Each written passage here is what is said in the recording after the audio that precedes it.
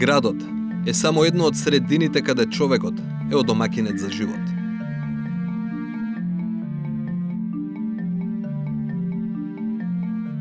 Но, каде и да одиме, нашето тело и самото е домаќин.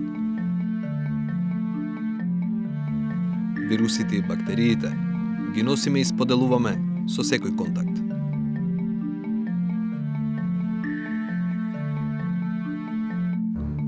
Некои се добри, но лошите можат да бидат опасни по здравјето. Најчеста последица се цревните зарази.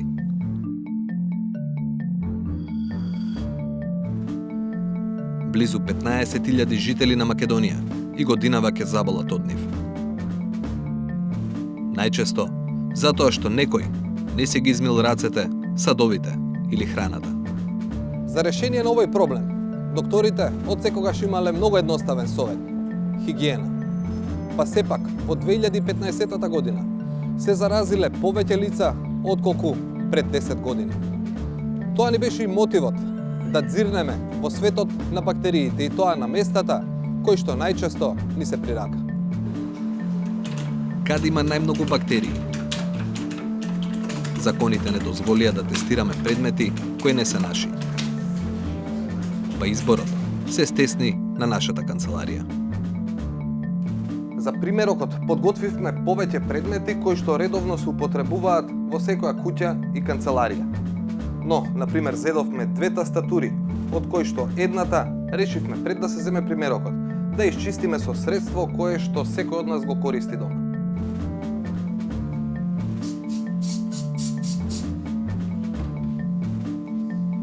Подготвивме телефони, тастатури и далечински управувачи, од кои еден примерок беше штотуку исчистен, а другиот не. Листата заокруживме со банкнота, работна површина од биро, чаша измиена со сунгер и сјај и квака од влезната врата.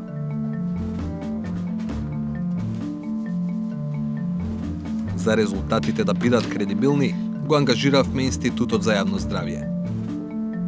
Вообичаено не прават вакви анализи, но направија исклучок во име на јавниот интерес.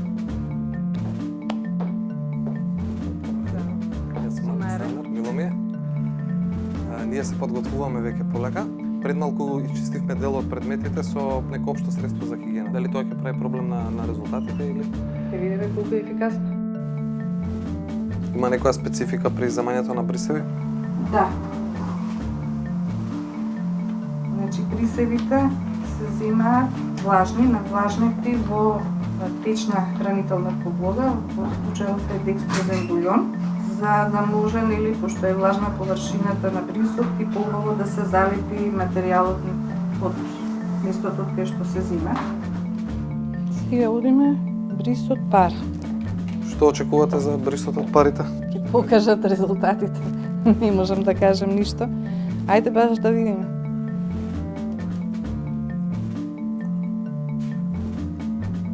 Досегашните вакви слични тестирања што ви покажуваат кои предмети се вообичаено највалкани? Оние што се во општа употреба?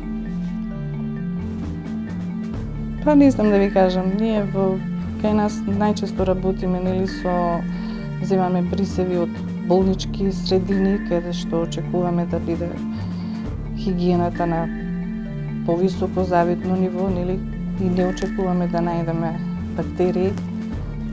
Има некој временско ограничување во кое што треба да да се анализираат податоците? Колку е можно побрзо да се достават во лабораторија и да се обработат, толку е подобро, затоа што секој одолго влечување доведува до сушење на брисевите и тогаш не можеме да бидеме сигурни во точноста на резултатите.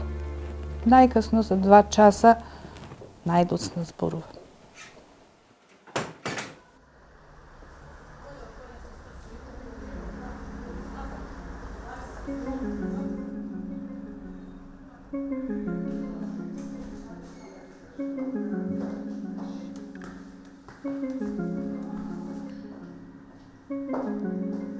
После земањето на материјалите се доставуваат во лабораторијата каде што уредно се внесуваат во нашите лабораториски дневници и добиваат наш лабораториски број и после тоа се оди се пристапува кон припремање на подлогите на кои што треба да се насадат брисевите. Од кога ќе завршиме со садење на брисевите, подлогите ги ставаме на инкубација во термостат. И после 24 часа следи првото читање, значи се гледаат директните крвни плочи, што има пораснато и дали има суспектни патогени бактерии кои што треба да се детектираат и да се докажат. И се гледаат течните подлоги дали има заматување.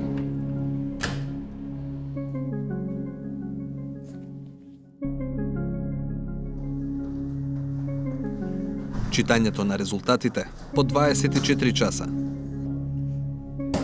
го презеде специјалист микробиолог. Прво се издвојуваат примероците од предметите, каде речиси и да немаше бактерии. Чистен телефон, користен телефон, чистен далечински управувач, бриз од квака на влезна врата и бриз од чиста чаша. Тие беа нема ниту пораст на крвната плоча, ниту беа заматени гликозните бујони. Дел од предметите покажаа можно присуство на лоши бактерии. 3 примероци од вчерашните засадени најдовме евентуално пораст на некои евентуално патогени бактерии, кои што тоа допрва треба да се докажува дополнително. Тоа се бриз од тастатура користена, бриз од користен далечински управувач и бриз од пара. Останатите одат на реинкубација, значи повторно инкубирање и утре повторно ќе ги разгледуваме. Никогаш не може само со гледање на колониите да се каже дали е патогена или не. Веднаш од прво гледање мора да се направат дополнителни испитувања и реакции.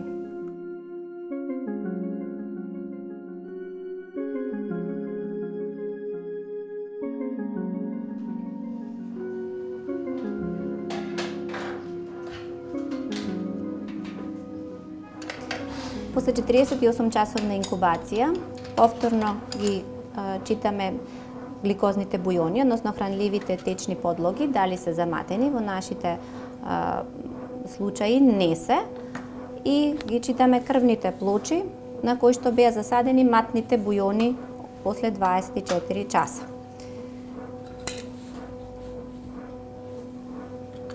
Генерално зголемено присуство на бактерии имаше на површините кои што не беа исчистени претходно, а намален број или воопшто немаше бактерии на исчистените. Најмногу бактерии, бактериски колонии порасна од примероците банкнота, нечистена тастатура и далечински управувач, посебно на неисчистените, меѓутоа имаше и во исчистените примероци после чистење. Генерално овие бактерии се непатогени бактерии. Во некои посебни услови секоја бактерија може да стане условно патогена, така се нарекува тоа, меѓутоа тоа се посебни специфични ситуации кои што се поврзани со имунокомпромитирани пациенти, ние ги велиме, или особи, така да во секојдневното живење не се бактерии кои што представуваат проблем или некаква закана за здравието на пациентите.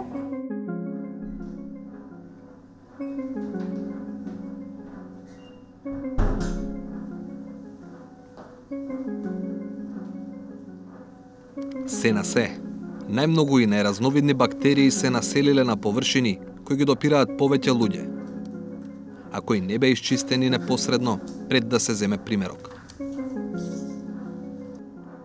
За среќа, ниту една бактерија не беше опасна за здрав човек. Në mënyrë gjenerale, secila sëmundje ka mënyrën e vetë të përhapjes, si përhapet prej pacientit në pacientit, apo prej njeriut në individ tjetër. Numër i madh i bakterieve apo viruseve па dhe parazitëve sidomos, transferohet përmes mund të themi durve të papastra, përmes objekteve të cilët shërbejnë si transfer, përmes ajrit të ndotur. На површините кои што ги тестиравте кај нас, најдовте бактерии. За среќа не беа патогени. Но дали тоа значи дека на истите површини може да има и бактерии од кои што човекот може да заболи? Është e vërtetë se njeriu jeton në një botë ku është i rrethuar nga mikroorganizmat. Një numër i vogël nga ato janë patogjene. Nëse numri më i madh i atyre është jo patogjene, mund të themi janë si florë normale, të cilët jetojnë pra në sipërfaqen e njeriut, edhe në vendet të ashtu quajtura si primare jo sterile. Organizmi kompetent, pra një organizëm i cili është imunokompetent, është në gjendje të lufton edhe me numër të madh të bakterieve patogjene dhe të eliminon. Qoftë edhe ato nëse deportojnë ndonjëherë nga barierat, mbrojtëse të organizmit.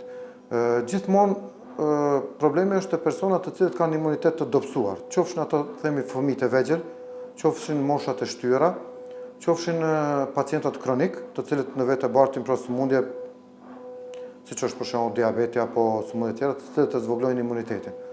Në atë rast, nëse në ambientin që na rrethon gjenden baktere patogjene, atëherë ato kuptohet se janë në rrezik më të madh që të zhvillojnë sëmundje nga ai shkaktar. На крај, направивме уште 2 теста. Спртете ги рацете. Еден примерок од дланки измиени пред 2 часа. Сега може да ги измиете рацете.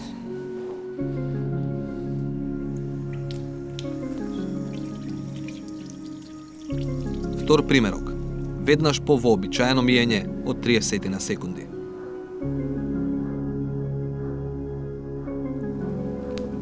Рацете имаме, значи покрај кој е гласен негативен стафилокок, кој е